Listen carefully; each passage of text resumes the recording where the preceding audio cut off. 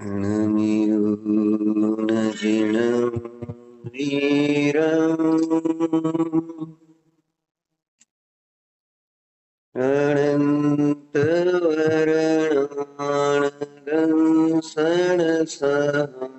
अनन्तवर्णानदंसनसहावम्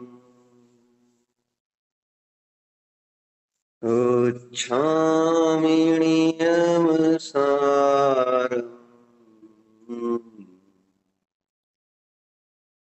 केवली सुधकेवली फणिदम्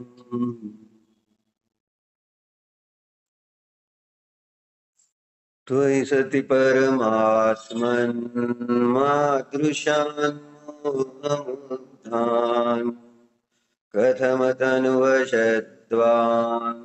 बुद्धकेशान्यजेहम्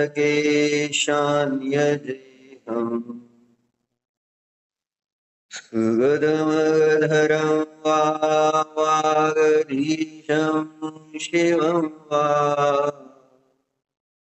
जितभवमभिवन्दे भासुरं श्रीजिनं वा जिन मंदिरात येणं, जिनशास्त्रांचं श्रवण करणं, पठन करणं, मनन करणं, गुरूंची सेवा करणं,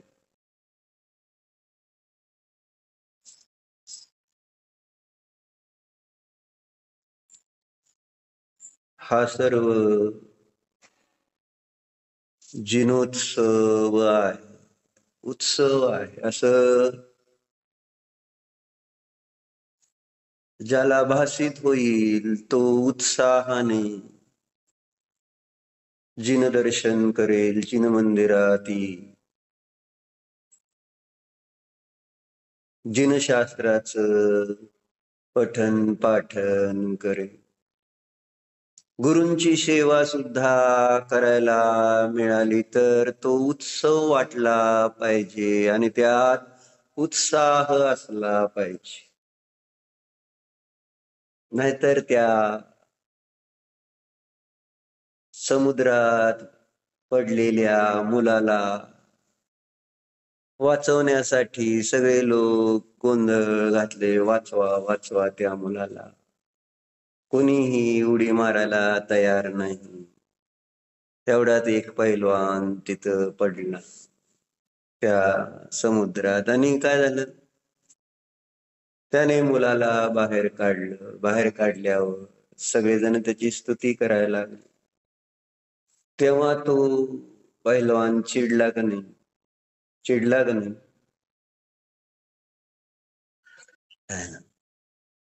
काय मीच का जायचं सारखं असं? म्हणजे पैलवान म्हटलं मला आधी सांगा, कुणी ढकललं कुणी सांगा, असं पैलवान म्हटलं. त्याला पण उडी मारायची नव्हती आणि बाहेर काढायची नव्हती, पण ढकललं गेलं कोणाकडून तरी धक्काबुक्कीमध्ये. तो त्या पाण्यात पडला आणि मग आता पडलाय तर बाहेर काढलं. पण बाहेर पडावं तर लागलं का रेवतीताई? काही नाही, काही निमित्त करून पडावं तर लागत. आणि मग नंतर होतं काय, आपल्या इच्छेच्या विरुद्ध जेव्हा कार्य करावं लागतं तेव्हा आपल्याला क्रोध येतो. कषाय उत्पन्न होतात कुठं ना कुठं, कोणत्या ना कोणत्या रूपाने तो कषाय व्यक्त होतो. इनडायरेक्टली, डायरेक्टली तर नाही पण होत. त्रास झाल्यानंतर पण त्रासच नाही झाला, मज्जा वाटली, तर स्वतःही आपण ते कार्य चांगल्या प्रकाराने करणार आणि सगळ्याला त्याच्यामध्ये इन्व्हॉल्व आपण करतो. चला सगळे, चला सगळेजण, आनंद उत्सव. बरोबर आहे, असं आहे.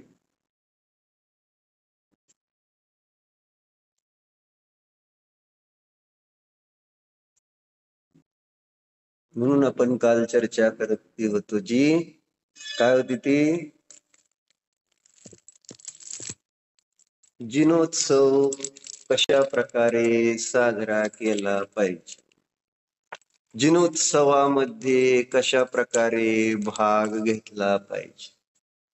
मंदिरात येणं हा एक महोत्सव आहे. पंचकल्याणकला जाणं म्हणजे आम्हाला महोत्सव वाटतो, परंतु रोज मंदिरात येणं म्हणजेच त्या अरिहंतांची स्थापना केल्यासारखं नाही का? रोज रोज मंदिरात येऊन आणि आपण पूजन अर्चन करताना रोज स्थापना करत नाही का? एकच दिवस तेवढी स्थापना आहे का?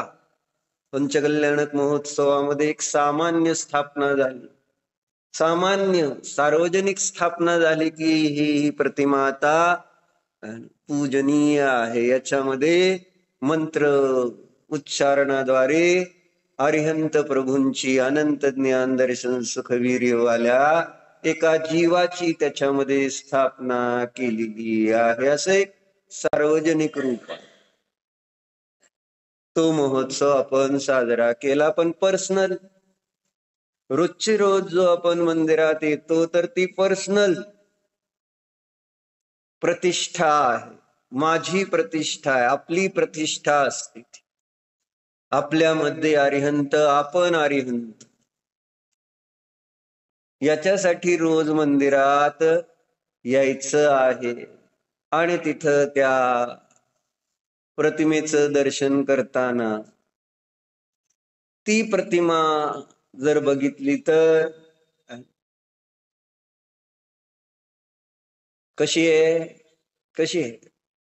जडच आहे, दगडाची आहे, धातूची असते. प्रतिमा तर इतकी आपल्यात ताकद नाही त्या पुद्गलाला चेतन करता येईल. आमच्याकडून कधी देव जिवंत झालेच नाही.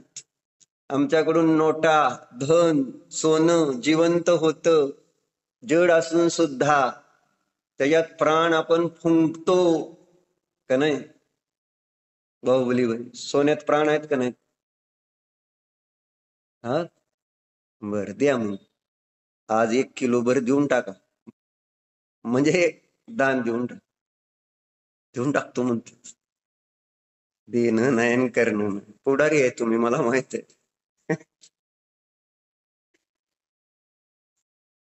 सोन्याचं व्हॅल्यूच इथं पुढं आहे, पुढं मम्मी पुढं आहे. तिथं तिथं तिथं मध्ये असं. तर इकडे इकडं तिकडं नाही, इकडे सांगत काय तो, मला प्राण ओतता येत नाहीत असं नाही, मला जीव ओतता येत नाही असं नाही. जड वस्तूमध्ये नवे अज्ञानी जीव, संसारी जीवाने आपले प्राण ओतलेत कशामध्ये? जडामध्ये तर आपले प्राण पाहतो म्हणून तर संसारामध्ये परिभ्रमण करतो.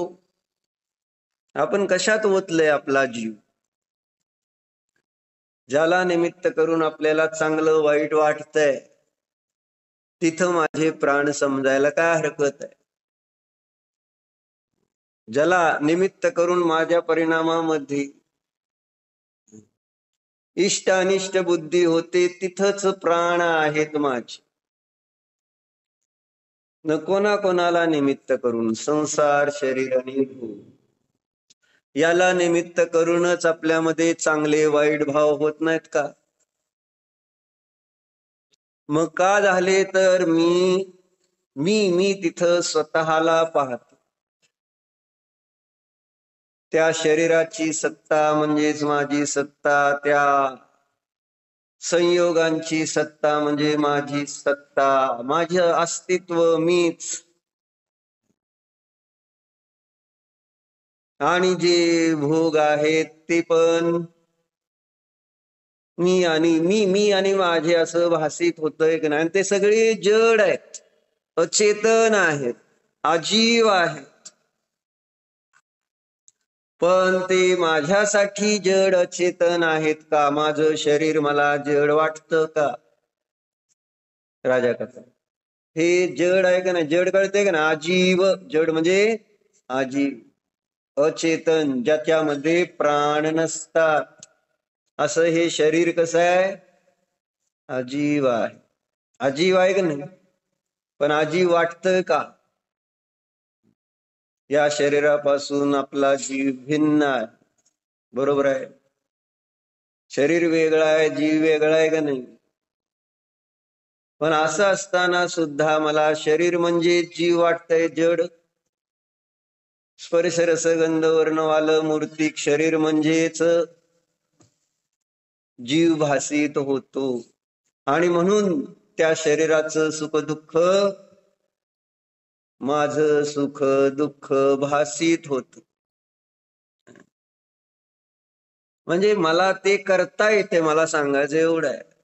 आपल्याला जमत नाही असं नाही. आपण म्हणजे जेव्हा इथं मंदिरामध्ये प्रतिमेमध्ये प्राण पाहायची वेळ येते, त्यावेळेस आपली बुद्धी चालायला तयार नाही, त्याची ती प्रतीती यायला तयार नाही, भावभासना व्हायला तयार नाही की हे या प्रतिमा म्हणजे आहे ना जड वस्तू नसून ते तर साक्षात अरिहंत परमात्मा आहेत. अशी प्रतिष्ठा माझ्याद्वारे प्रकर्षाने तिथं आपला उपयोग आपण ठेवतो का? बाकी सगळीकडे तर दुःख मिळेल, पण इथं जर प्राण प्रतिष्ठा केली प्रतिमेमध्ये अरिहंतांच्या, तर तिथं केवळ केवळ आणि केवळ सुखच मिळेल, अनंत सुखाची प्राप्ती होईल. पण नाही ना, मी कधी त्याच्यामध्ये प्राण ठेवलेच नाही. कुठं? जिन प्रतिमेमध्ये. आणि त्यामुळं त्याच्या निमित्तात माझ्यामध्ये किती बदल झाला होतोय तपासलं का? निरीक्षण केलं का? जिन प्रतिमा बघून मला काय फरक पडला?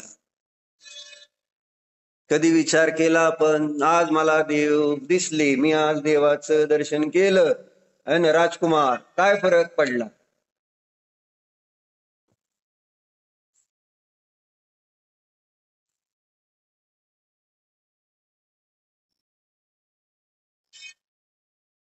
म्हणून इथं या प्रकरणामध्ये पुढे जाऊन त्यांनी वासपूजाच्या आचार्यांनी दान शासनामध्ये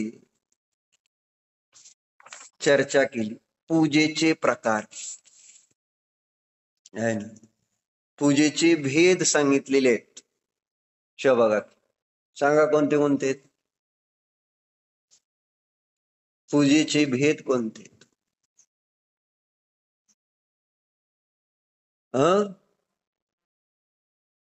पूजेची काय मी ते विचारलं का?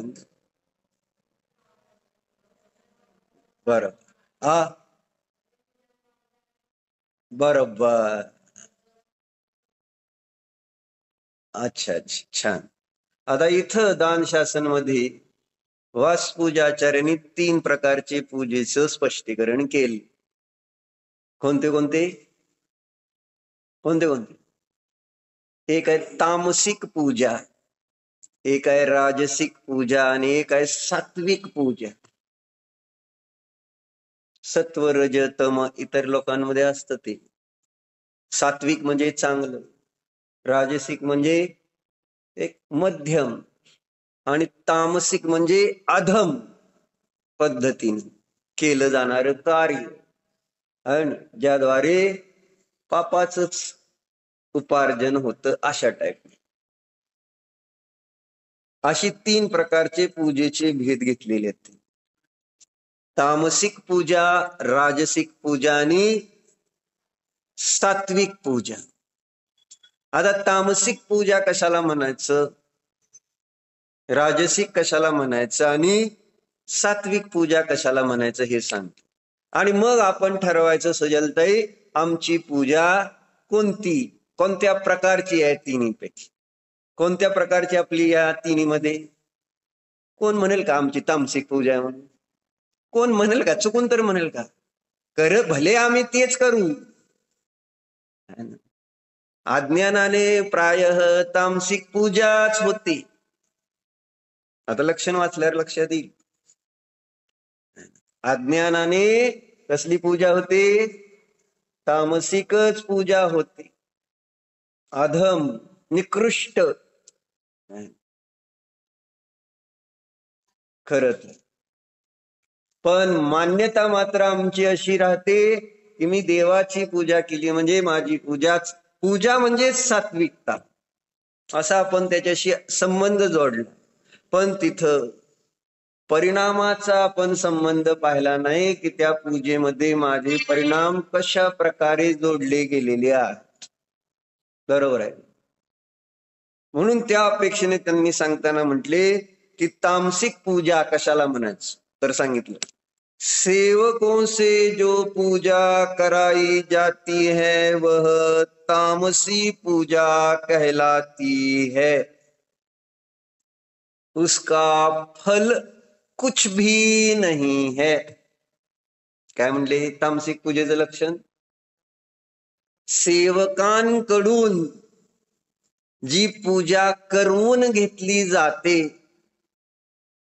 त्याला तामसिक पूजा म्हटलेलं आहे.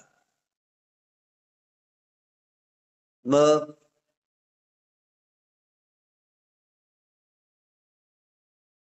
आपली पूजा तामसिक आहे का? बाहुली बहीण कस काय? पुजाऱ्याकडनं करून. बरोबर, ही बरोबर आहे. त्याच्यामुळं ती तामसिक पूजा झाली. आपण पुजाऱ्याला एक आपलं कंत्राट दिले, कंत्राट म्हणजे कॉन्ट्रॅक्ट, पैसे देऊन पूजा कर बाबा, फल कुछ भी नाही असं. कोणी म्हणेल आम्ही करतो, आहे ना, आम्ही पूजा करतो. काय होय, घरी देव आहेत ना तुमच्या, आणि करता ना तुम्ही पूजा का? राजकुमार करतो, दोघं बी करता एकदम इंद्र बनून दोघं भाऊ भाऊ रोज. हाय हा, दोन झालेत का नाही ते कुठं माझ्या लक्षात आहे. वायलं राहतंय म्हणा एक तुम्ही, दोघ जण करता चांगलं. न करताना तुम्ही तुमची पूजा तामसिक आहे का राजसिक आहे का सात्विक आहे? अभिजित तू पण करतो ना अभिषेक पूजा? अभिषेक करतो का तू?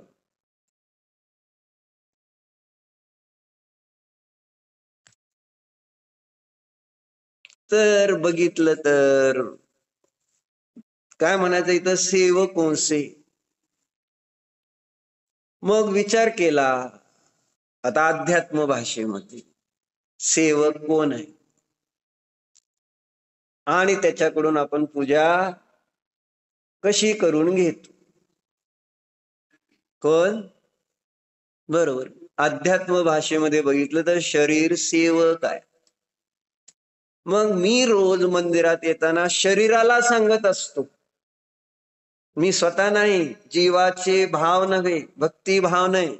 मी कोणाला सांगतो? शरीराला म्हणतो हात जोड. शरीराला सांगितलं जातं डोकं टेकव का नाही?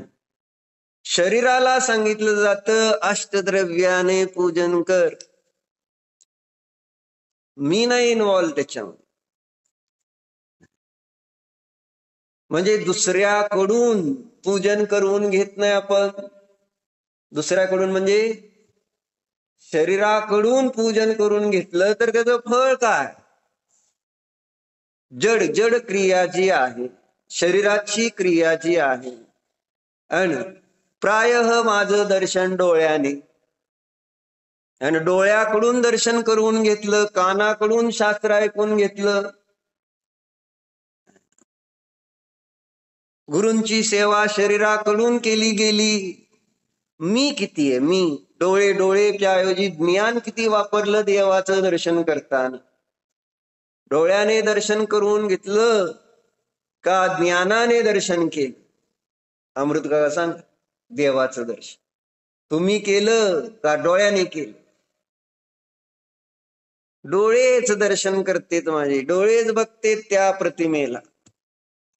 आहे डोळे बघतोय म्हणून दिसतंय आपल्याला, आणि म्हणून मी समजतोय की मी दर्शन करतोय.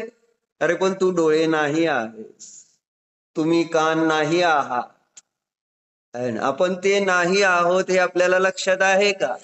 जेव्हा डोळ्याने पाहतो देवाकडे तर ते दिसणारे देव देव नाही, पाहणारे डोळे मी नाही. दोन्ही असे म्हणजे अध्यात्म भाषा. व्यवहारानं हा सगळा निमित्त नैमित्तिक संबंध आहे, केला जाईल, होतोय, करत आलोय, करतोय, करणार. मी जरी असं म्हटलं तरी तुम्ही सोडणार नाही, सोडायचं पण नाही आहे. डोळ्याने देवाला बघायचं सोडायचं नाही, परत डोळेच मिळणार नाहीत. तसं करायचं नाही, ही चर्चा नाही चालली. आलोय आपण, डोळ्याने देव पाहतो आहोत, पण आता त्याचं फळ काय मिळतंय? खरं तर दर्शन केलं तर आपल्याला सांगितलं, जिन दर्शन केल्यावर काय फळ मिळालं पाहिजे? निज दर्शन. जिन दर्शनाचं फळ आहे स्वर्ग मोक्षाची प्राप्ती. आपण रोजच म्हणतो दर्शन पाठामध्ये, दर्शनम देव देवस्य दर्शनम पापनाशनम नाशकम, दर्शनम स्वर्ग सोपानम, दर्शनम मोक्ष साधनम. हे सगळं लिहिलं ना त्याच्यात. हे दर्शन पापाचा नाश करणार आहे, दर्शन स्वर्गाला देणार आहे, दर्शन मोक्षाची प्राप्ती करून देणार. बरोबर, हे आहे दर्शन. मग मला का नाही आजपर्यंत मोक्ष मिळालं? माझ्या पापाचा नाश झाला का? दर्शन केल्याने माझ्या पापाचा नाश झालाय का? आणि पापाचा नाश नाही झाला तर मला स्वर्ग कसं मिळणार? मग दर्शनाचं फळ कुठं आहे? दर्शन तर केलंय, पण भाव पोचण्यासाठी जी एकाग्रता हवी, आणि त्या एकाग्रतेसाठी गरज कशाची आहे? एकाग्रतेनं ते दर्शन, तो अभिषेक, ते स्वाध्याय, ती गुरूंची सेवा आहे ना, त्याच्यासाठी एकाग्रतेची गरज आहे. बरोबर, तर तोपर्यंत आमचे भाव पोचणारच नाही, कारण तो इंद्रिय ज्ञानाचा विषय नाही. जे देवदर्शन आहे, शास्त्र स्वाध्याय आहे, गुरूंची सेवा आहे, तो इंद्रिय ज्ञानाचा विषय नाही. वैभव लक्षात येतंय का? इंद्रिय ज्ञानाने आपण पटपट बाहेरचे विषय पकडतो, आपल्याला त्याच्यासाठी वेळ लागत नाही. परंतु जे देवदर्शन आहे ते इंद्रिय ज्ञानाने पकडीत येणार आहे का? सांग. इंद्रियाने देव आपल्याला प्रतीतीला, अनुभूतीला येणार आहेत का?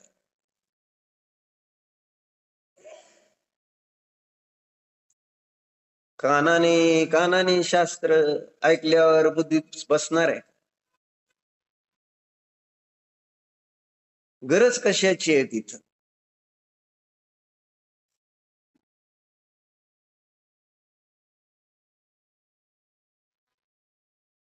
अतिंद्रिय ज्ञानाची गरज आहे म्हणा, किंवा उपयोगाला एकाग्र करण्याची गरज आहे.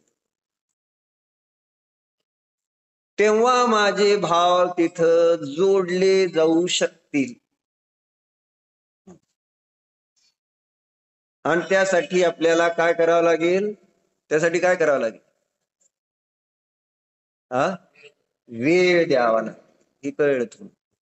वेळ द्यावा लागेल अभिजित. आणि माझ्याजवळ वेळ असतो का? हे सांगतो, रोज सांगतो, वेळ असतो का? म्हणजे दर्शन म्हणजे काय संपलं? आपण काय समजतो? बघितले देव, हात जोडले, नमोकार मंत्र म्हटला, डोकं टेकवलं, झालं. प्रदक्षिणा दिल्या, अर्घ्य चढवला, झालं, संपलं ना. म्हणून अनेक वेळा सांगितलं की आपण जेव्हा दर्शन करतो तेव्हा देवाच्या चेहऱ्याकडे किती वेळ बघतो. आणि तिथं पुन्हा मंदिरात एक देव नसते, एकच प्रतिमा असती तर एका प्रतिमेवर कुठंतरी लक्ष पण गेलं. आणि एक प्रतिमा बघून समाधान होत नाही, वाकून वाकून बघते. तिथं मी बघतो बरेच जण इकडच्या कोपऱ्यात असते, तिकडच्या, आणि दरवाजा तिथं बाहेरनं असं दगडी भिंत आहे, तेव्हा असे सगळे एकदम दिसत नाहीत अभिजित. बरोबर आहे. मग काय करायचं, असं वाकून बघायचं, तिकडं कोणते देव आहेत, इकडं कोणते देव आहेत बघायचं, असं असं करायचं, जायचं. सगळे देव नुसते बघायचे, एवढंच. मग एकाग्रता येणार कशी? एकाग्रता आली नाही तर देवदर्शन होणार कसं? म्हणून म्हटलं मी डोळ्याच्या द्वारे काम करून घेतलंय. जसं इथं सांगते तामसिक पूजेमध्ये, म्हणजे आमचं ते दर्शन तामसिक आहे का सात्विक आहे? मी समजत असेल, पण आपल्याला वास्तविकता पण समजली पाहिजे. आमचे भ्रम दूर झाले पाहिजे. वास्तविकता आहे का? मी खरोखर सात्विक दर्शन करतोय का? सत्तेचं दर्शन करतोय का? तिथं जे देव म्हणून म्हटले जातात त्या देवाचं मला दर्शन होतंय का?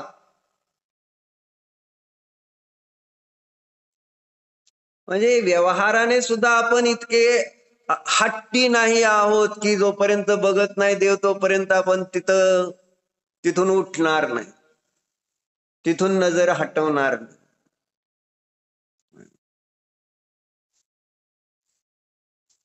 खीर खाऊ घातली होती आपण किती वेळा उदाहरण म्हणजे, विठ्ठलाला खीर खाऊ घातली का नाही कोणीतरी? आधी त्यांच्याकडे पद्धत आहे ना, जेवण करायच्या अगोदर नैवेद्य दाखवायचा. खीर केलेली आईने, आणि त्या संताला सांगितलं, ते लहान लहान होता, सांगितलं जा देवाला खीर दाखवून आण म्हणून, बघून काय जे असेल. गेला मंदिरात, त्याला वाटलं ही देवालाच खीर खाऊ घालायची, असं नव्हतं झालं. मग तिथं जाऊन बसला आणि देवाला काय म्हटला, खीर खा. असं खाते का खीर? बघा तुम्ही उद्या बघून प्रयोग, तेव्हा आज बघा खाईल का नाही तुमची खीर. तुम्हाला गॅरंटी आहे ना आपले देव खीर कशी खातील? अरे वेंतर तर येऊन खाईल का नाही? चमत्कार होऊ शकतो. खाणं न खाणं हा महत्वाचा मुद्दा नाही, पण त्या बालकाला बघायचं होतं, त्याला बालकाला हेच भासित होत की हो हे देव खीर खातेत, म्हणून तर त्यांच्याकडे आणली ही खीर. कॉन्फिडन्स, विश्वास होता ना देवावर. असं ही दिली आईने आपल्याला खीर देवासाठी, तर देवाला खायला घातलं पाहिजे.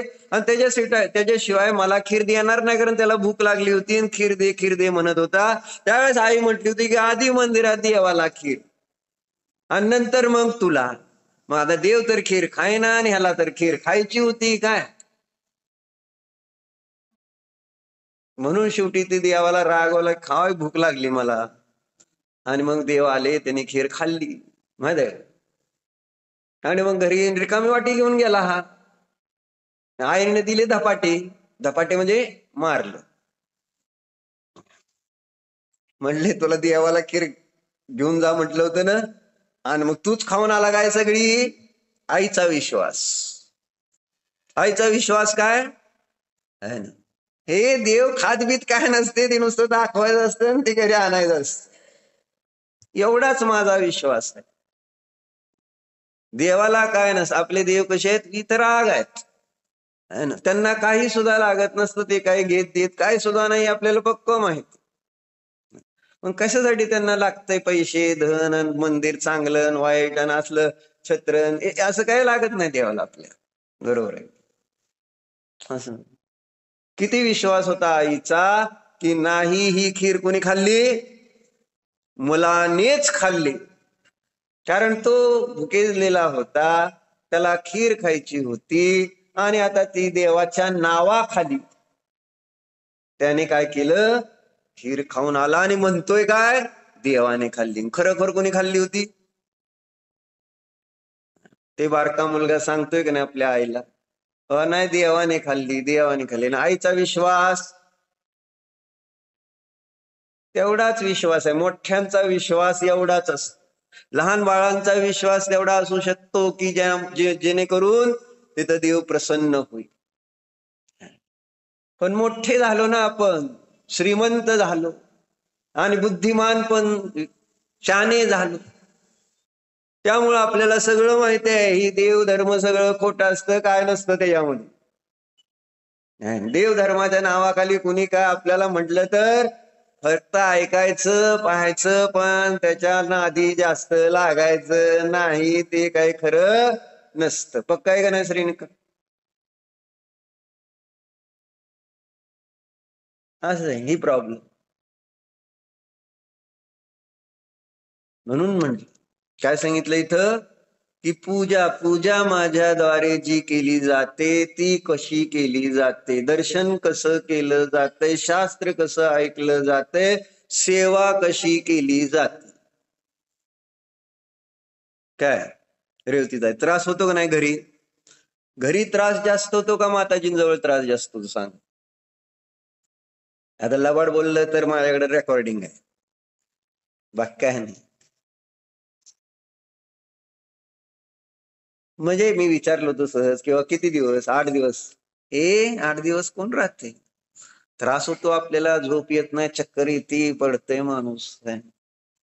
घरी किती तुम्हाला दुकानदारी करू दे, स्वयंपाक पाणी करू दे, सगळं करू दे, पण तिथं चक्कर येऊ दे, काय होऊ दे, तिथं अजिबात त्रास नाही. नको बाबा घरातनं जाऊ, घरातनं निघून जाऊ असं कधी कुणाला भाव झाले?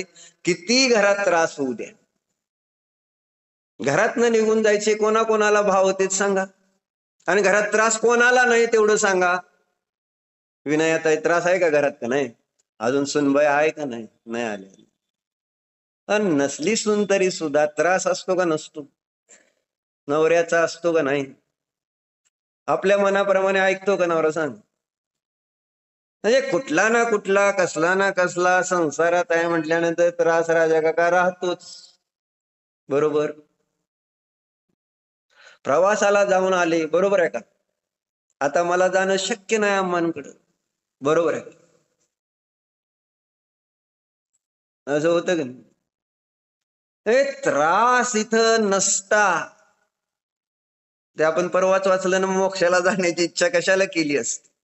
त्रास आहे, संसार दुःखरूप आहे, म्हणून तर संसारातून मुक्त होण्याची इच्छा आहे ज्ञानीला.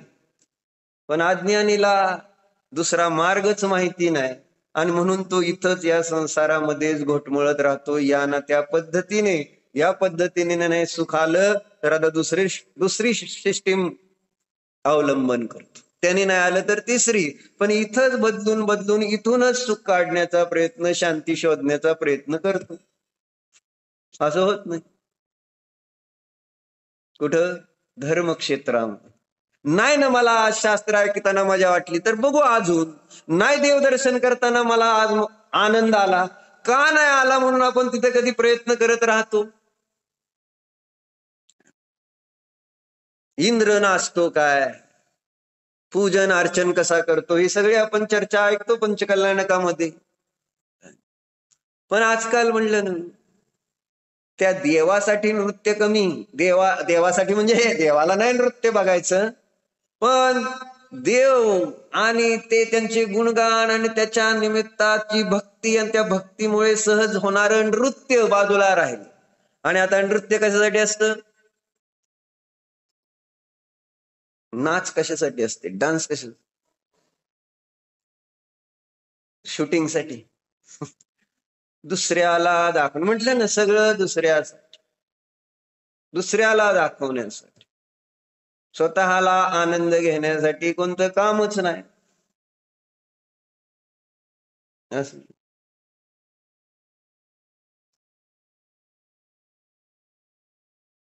म्हणून शोधा जरा. नाही आपल्याला नाही वाटत इथं आहे ना, आज आज मी बघितलं देवाला, मी केली पूजा, पण मला एक उत्साह आला नाही. बर चेंज करू. आज एक पूजा केली, उद्या दुसऱ्या करू, तिसरी करू, चौथी करू. आणि वेगवेगळ्या पूजेचं अवलंबन वेगवेगळे शब्द आहेत, आणि त्या शब्दाचं अवलंबन घेऊन आपल्या परिणामाची विशुद्धी कशी होईल या स्टाईलने.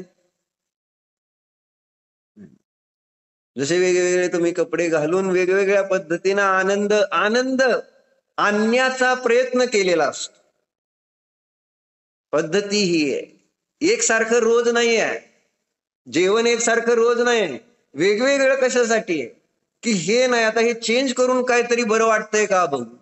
पण इथं काय चेंजेसच नाहीत. रोज आला, अमृत काका काय केलं, काय बदल केला, नमोकार मंत्रच म्हटला, जे रोजचं येते तेवढंच म्हटलं, झालं.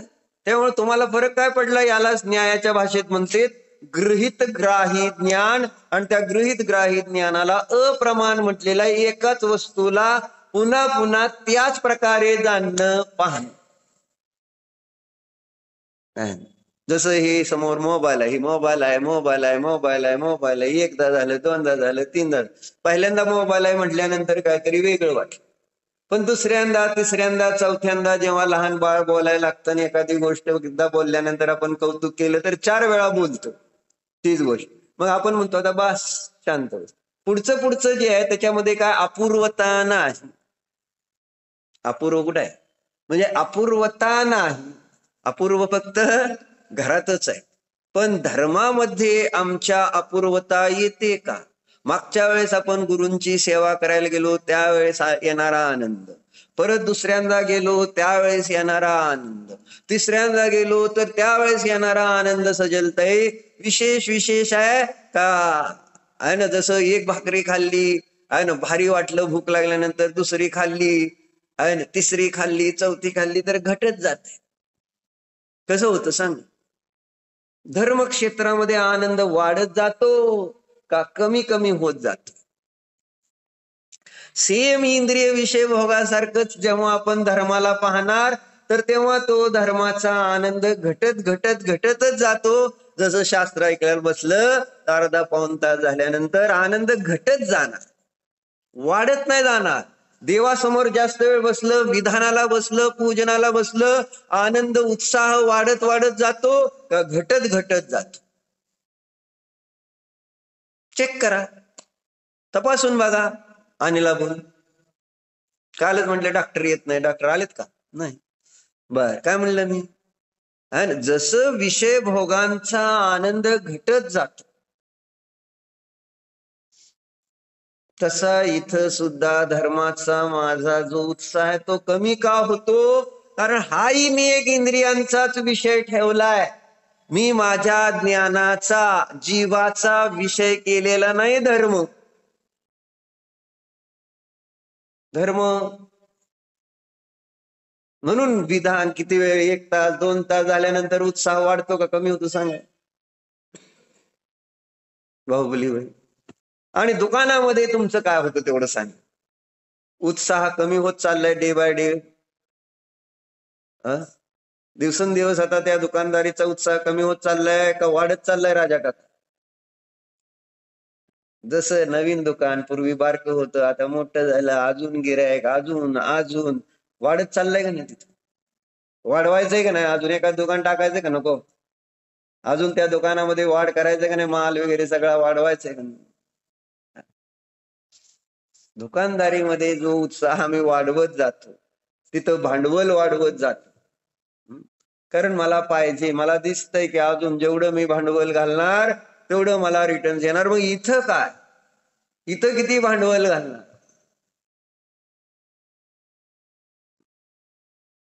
काय भांडवल नाही. म्हणून म्हटलं ना, नुसतं एक सिस्टीम, एकच सिस्टीम आहे. कोणती? यायचं जेवढं येते तेवढंच म्हणायचं. नवीन काय मी केलं व आज दुसरं काहीतरी म्हणू, दुसरं काहीतरी करू, जेणेकरून मला त्या देवदर्शनाचा उत्साह कमी होणार नाही, देवाच्या दर्शनामध्ये उदासीनता येणार नाही, शास्त्र स्वाध्यायामध्ये उदासीनता येणार नाही, गुरूंची सेवा करताना उदासीनता येणार नाही. मा गुरूंची सेवा, हो बरोबर आहे. किती उदासीनता येते का? जायचंच नाही तर उदासीनता यायचा काय प्रश्न? बायका की म्हणतात नाही उदासीनता, मग आमचा उत्साह जायचंच नाही आहे. मग काय त्याला उदासीनता यायचा न यायचा काय प्रश्न होतो? न जाणाऱ्यांना सगळ्याला उत्साह आहे. समंतानं म्हणलोय भारी आहे. सगळेजण जे मंदिरात जाणार नाहीत, शास्त्र ऐकणार नाही, ते सांगतील एखाद्या वेळेस भारी असतं, चांगलं असतं, अगदी भारी सांगतील, कारण त्यांना जायचंच नाही ना. ही सिस्टीम होती. म्हणून जरा म्हटलं ना, इथं सुद्धा जेव्हा मी दर्शन करतोय कुठंतरी चेतना येऊ द्या, त्याच्यामध्ये प्राण येऊ द्या, नाहीतर तिथं ते सगळं आपलं पाहणं, ऐकणं, सेवा करणं हे सगळं तामसिक होईल, त्याच काहीही फळ असणार नाही, असं इथं लिहिलं. सेवकों से जो पूजा कराई जाती है वह तामसी पूजा कहलाती है, उसका फल कुछ भी नहीं. म्हणून आपण काल पाहिलं होतं, काय पाहिलं होतं काल, की जेव्हा आपण मंदिरात जाणार आहे त्यावेळेस आपल्याला पहिल्यांदा काय केलं पाहिजे बाहुबली?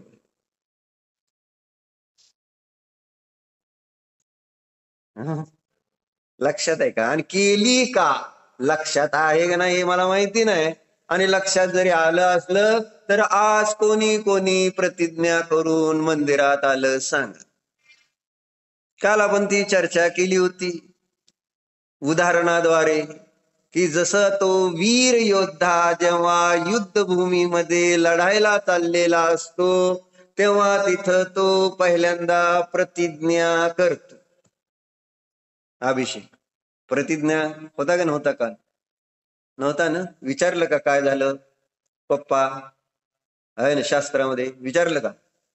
दुकानात जर तू गावाला गेला आणि दुसऱ्या दिवशी आला, विचारतो का नाही पप्पा काल काय कोणाचं देणं घेणं काय? विचारतो का? तिथलं का विचारणं महत्वाचं आणि इथलं का नाही? इथं काय मिळतंय?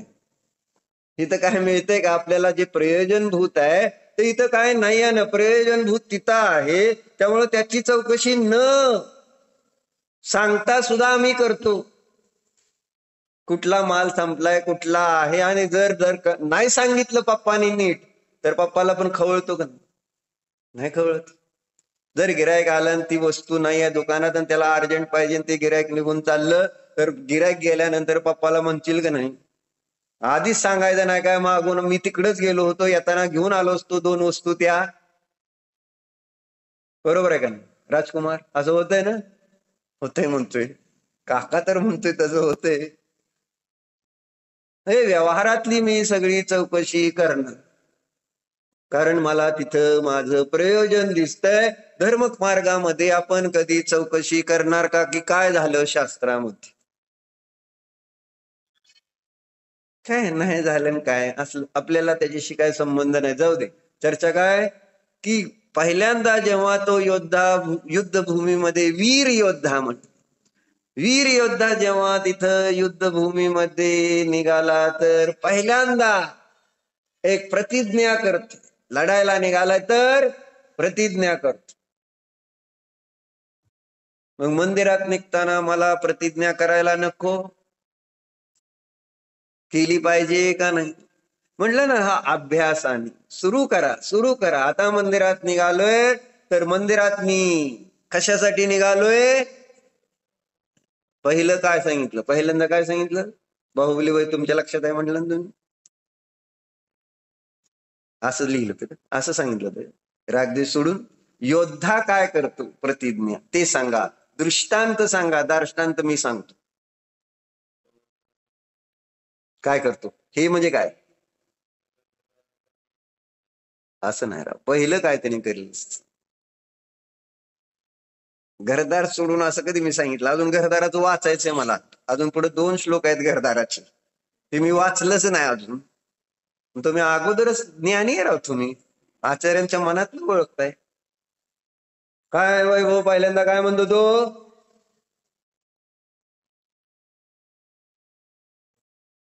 ते अजून सांगितलंच नाही राव. मी तेच सांग. हा काय सांगितलं? बायकांनी येतं बरं का, कारण त्यांच्याकडे स्पर्धा असते नाही ना, म्हणून.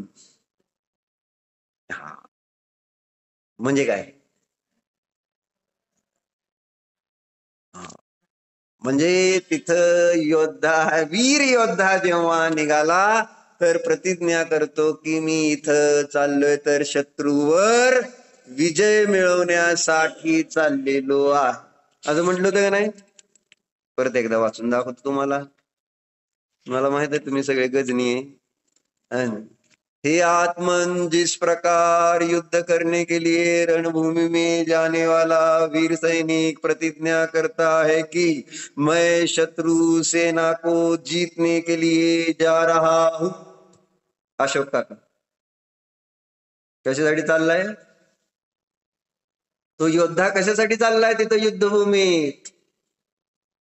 शत्रू सेनेला जिंकण्या. तर मग जायचं काय प्रयोजन आहे? बघायला चाललाय का युद्ध कसं चाललेलं असतं, काय असतं? का मरायला चाललाय? कोणताही सैनिक मरायला चाललेला असतो का? बरं आता जातो आणि सैनिक मला तिकडचे शत्रू सैनिक मारतील आणि मी मरतो असं म्हणून कोण जाईल का? कशाला मरायला चाललाय असं व्यवहारात म्हणतेच, पण बरं का असं होत. मग तसं आम्ही संसारात दुकानात कशाला मरायला जाता असं म्हणायचं. पण आपलं उलट असतं एवढंच. मंदिरात जाणार तर मरायला. मरायला म्हणजे तिथं जगायला थोडंच मी मंदिरात जातो हे सांग.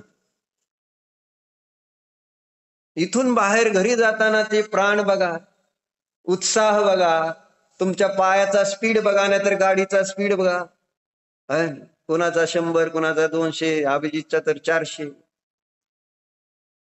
एकदम इतका उत्साहाने घरी म्हणजे असं पळा पळा पळा पळा पळा. आणि मंदिर येताना आपलं हात माग बांधून, राजा काका दोघं भाऊ भाऊ मस्त वेगळे हात माग बांधून गप्पा टप्पा. बरोबर आहे का नाही? पण वेळेवर येतेच, असू द्या ते वेळेवर येते. दमाने दमाने आता वय झाले तर दमानीच येणार ते, पण वेळेवर येते. सांगा तिथं असं कोणताही सैनिक, जर 2 सैनिक म्हणेल आता जायचं युद्धात म्हणजे मरावं लागणार, तर काय होईल सांगा? काय होईल? म्हणजे तो जायच्या अगोदरच मेलेला आहे. पण ज्या सैनिकाच्या, वीर सैनिकाच्या मनामध्ये काय परिणाम? मी शत्रूला मारायला निघालोय, मरायला नाही. फरक हा पडतो. मरायचे का मारायचे? प्रकाश काका काय करायचं? मरायचे का मारायचे? मरायचे. कोणाला? मारू शकत नाही तुम्ही. मारायचे है ना. शत्रूवर विजय मिळवायचा आहे अशी ती प्रतिज्ञा केलेली आहे त्यांनी. भले त्याच्यात त्याला मरण जरी आलं तर त्याला वीर मरण म्हणते. कारण परिणामामध्ये आहे मला मारायचं, शत्रूला जिंकायचं. होऊ शकतं मरण त्याच्या, पण त्याचं ते मरण वीर मरण नावाला प्राप्त.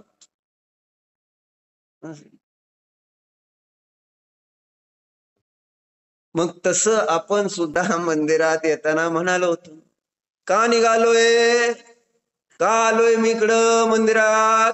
काय माहितीये? ही पण एक युद्धभूमी. तुम्ही जर सिद्धचक्र विधानाचं जर सुरुवात वाचली असेल एका जयमालेमध्ये त्यांनी दिलेलं आहे. आणि कर्माचं आणि जीवाचं घमासान युद्ध आहे त्याच्यामध्ये तर घटवले. सिद्ध चक्र विधानाची एक जयमाला.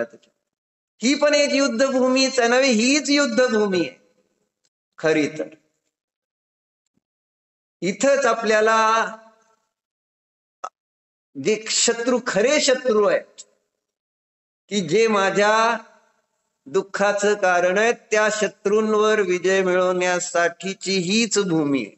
मी ज्यांना बाहेर शत्रू मानतो ते शत्रू नाहीतच. खरे शत्रू तर इथंच आहेत. इथंच तुम्हाला भेटतील ते मोह, राग, द्वेष, क्रोध, लोभ. आणि त्यांनाच आपल्याला जिंकण्यासाठी इथं यायचं आहे. त्यांना जिंकण्यासाठी मी का निघालोय मंदिरात? का निघालोय? एकदा कुठेतरी बसवा ना डोक्यात, निघताना विचार करा ना. कुठंतरी ते एक स्फुरण चढलं पाहिजे का नाही? जसं तिथं ते उरी बघितला का? उरी तुम्हाला काय बघत नाही काय नाही. उरी आता एक आपला नाग हे केलं तर का नाही, कसलं ऑपरेशन सर्जिकल स्ट्राईक. याला माहित आहे सर, सर्जिकल स्ट्राईक केला होता का नाही उरी. म्हणजे आपल्यावर पाकिस्तानचे अतिरेकी येऊन आपल्या सैनिकांचे एका ह्याच्या कॅम्प मध्ये बरेच सैनिक मारले होते. मग आपले लोक चिडले आणि मग त्यांच्या ह्याच्यात जाऊन तिथं त्यांना मारले. तेव्हा ते चालले होते, त्यावेळेस त्यांचा जो लीडर असतो आहे ना, त्या सैनिकांमध्ये एक उत्साह निर्माण होण्यासाठी एक भाषण देत असतो आणि मग त्यावेळेस म्हणतो हाऊ इज द जोश. काय उत्तर असतं, काय उत्तर असतं, काय आवाज तरी होते तिथं, हाय सर, असं सगळे एका जोरात एका मोठ्या आवाजानं. परत एकदा तो हाऊ इज द जोश. कोण काय म्हणतंय काय तर, हाय सर म्हणजे आता चला आम्ही तयार आहे लढायला, आम्ही तयार, चला आमच्या आपल्या आपल्या आपल्या सैनिकांना मारले त्यांनी, चला आता आपण त्यांना मार. म्हणून ते विचार असतो जोश कसा आहे तुमच्यामध्ये. आणि ते एकदम सगळे मिळून काय म्हणते, हाय सर. मग मंदिरात जाताना तुम्ही सगळेजण एकत्र येत जावा, हाऊ इज द जोश. एकाने तुम्ही बाहुबली म्हणायचं आणि सगळ्यांनी काय म्हणायचं, हाय सर. उत्साह वाढवला पाहिजे ना. उत्साह वाढण्यासाठी म्हणून तर घोषणा मोठ्या मोठ्याने करायला सांगितल्या. जेवलो महावीर भगवान की, ह्याला जोश म्हणायचं, ह्याला म्हणायचं जोश. पंडितजी कितीतरी वेळा विधान वगैरे घेते ते ऐका ना, त्यावेळेस म्हणते का नाही, हे आकाश हे उडलं पाहिजे, छत इतका जोरात आवाज यायला पाहिजे. जय जोश कसा पाहिजे, जोश मला ते. आणि खरं तो एक सांगितल्यानंतर समोरच्या मध्ये असा भाव उत्साह येतो, चला आता त्या शत्रूवर विजय मिळवायचाच. नाहीतर मग ते तिथं गेल्यानंतर घाबरतील ना, घुई लागेल काय, काय होईल काय. आपण येतानाच घाबरत घाबरत घाबरत येतोय मंदिरात. शास्त्राला तर त्याच्याविषयी जास्त घाबरता जेव्हा मी बसतो. काय म्हणतील का, काय आता माझ्यावर येतंय का, असं भ्यायचं नाही. गोळ्या अंगावर छातीवर घ्यायला तयार पाहिजे. येऊ दे काय असं, मला माझ्या शत्रूला माझ्या दोषांना नष्ट करायचंय काय जरी झालं तरी. ही भावना जागृत झाली पाहिजे जेव्हा मी मंदिरात येतो तेव्हा. किती आपला उत्साह जोश किती पाहिजे. म्हणजे पुरुषार्थ करा, मला ते सांगायचं. वाढेल, वाढणार नाही असं नाही, पण तुम्हाला वाटलं तर पाहिजे की हा मी जीव आहे, माझ्या जीवामध्ये हे सगळे बरेच शत्रू शिरलेले आहेत आणि मी आता त्यांचा नायनाट करणारच. ते देवाला बघून आपल्याला कळलं पाहिजे, त्यांनी केलाय मला सुद्धा करता येणार, मी पण करणार. आणि असं देवाला दंड ठोकून सांगायला पाहिजे, कंबर कसून सांगितलं पाहिजे. तिथं लिहिलं ना प्रवचन सारमध्ये 79 गाथेच्या टीकेमध्ये, आता मोह वाहिनी विजयाय बद्धा कक्षेयम असे शब्द वापरते अमृत. आता या मोहाच्या सेनेला जिंकण्यासाठी मी कंबर कसतो. बायका कंबर कसतेत ना, भांडायचं म्हटल्यावर नवरेशी.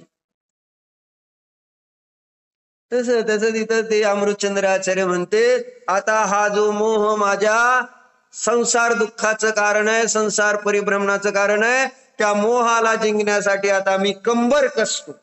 कोणी कोणी कसली कंबर सांगा, येऊ द्या आता, येऊ द्या मोह, बघू आता काय करायचं. असं घरी गेल्यानंतर सुद्धा तुम्हाला आता उत्साह पाहिजे.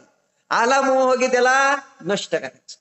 तू माझा कोणी लागत नाही, तू मला दुःख देऊ शकत नाही. बघा तुम्हाला आज कोण दुःखी करू शकेल.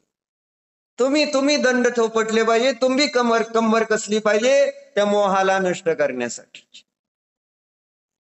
तेव्हा होणार कार्य. तो जोश पाहिजे. पण उलट होतंय, अडचणी. म्हणून योद्धा काय करतो, आणि मी प्रतिज्ञा करतो, तो मी शत्रूला जिंकण्यासाठी चाललंय. दुसरं काय सांगितलं होतं, थांबा मागच्या लोकांना विचारतो, समता सांग काय दुसरा विषय काय होता. आता माग उशिरा येणार, मग कसं कळणार शास्त्र. दुसरा मुद्दा काय सांगितलं होता, जेव्हा तो योद्धा, वीर योद्धा जेव्हा युद्धभूमीमध्ये जातो, त्या दुसरी गोष्ट त्याच्या विचारामध्ये काय असते, काय वही आणायची नाही, पेन आणायचं नाही, लिहिलं असतं तर बघून तर सांगता आलं असतं. काय नाही, तुम्ही सांगा, आम्ही ऐकतो, विषय संपला, 9:45 वाजले, आता बंद करतो, झालं. परत उद्या सांगा आम्हाला, काय नाही, आम्ही ऐकतो. पण रोज जर मी हे सांगायला लागलो तर उत्साह कमी होईल का नाही? हा, बरोबर. म्हणजे स्वस्वामीच्या, जे स्वामी माझा जो राजा आहे, माझा जो मालक आहे, त्याच्यासाठी आहे ना, मी माझं शरीर सुद्धा मनाला लावायला तयार. बरोबर. म्हणजे मंदिरात आल्यानंतर या शत्रूंवर विजय मिळवण्यासाठी मी संयम तप धारण करायला आणि दान द्यायला तयार आहे. त्याला म्हणायची सेवा.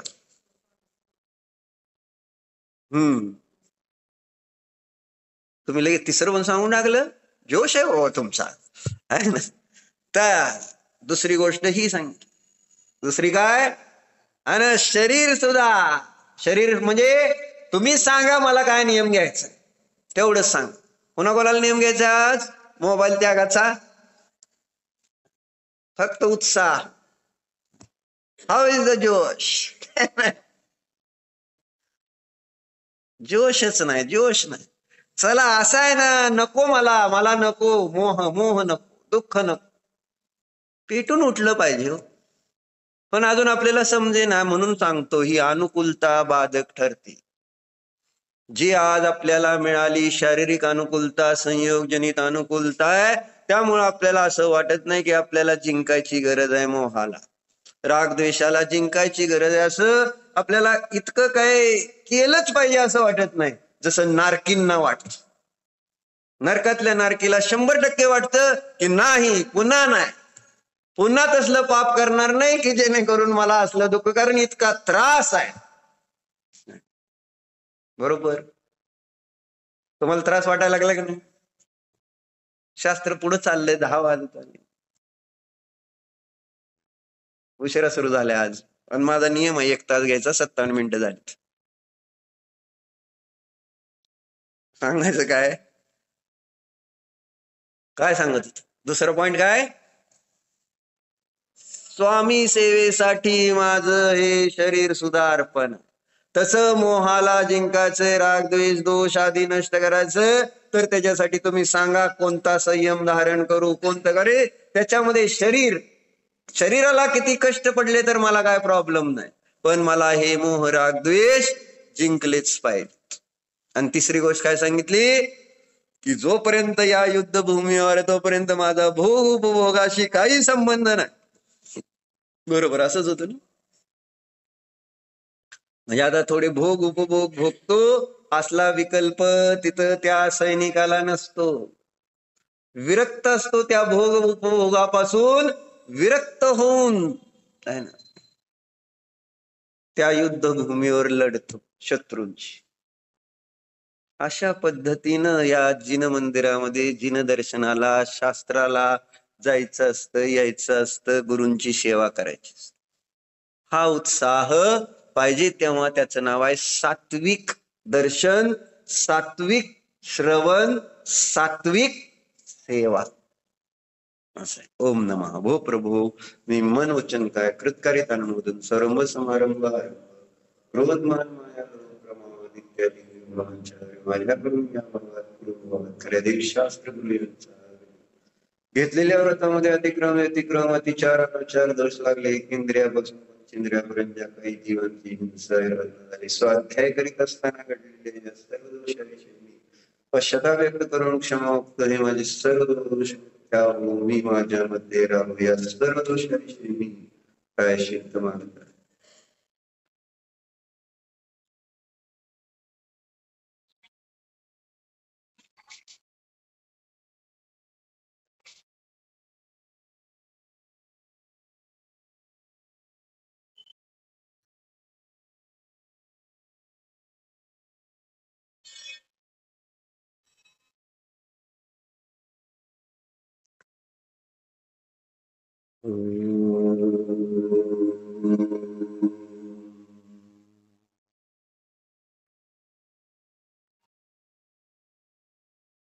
गण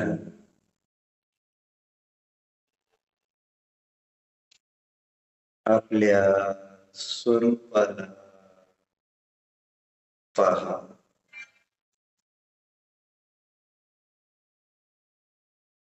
ज्ञानाने ज्ञानमय अशा आपल्या जीवाला जाण. मी ज्ञानमय जीव आहे, हे इंद्रिय शरीर मी नाही, माझे नाही. इंद्रियांचं अवलंबन सोडून ज्ञानाद्वारे निजध्रुवाचे दर्शन करा.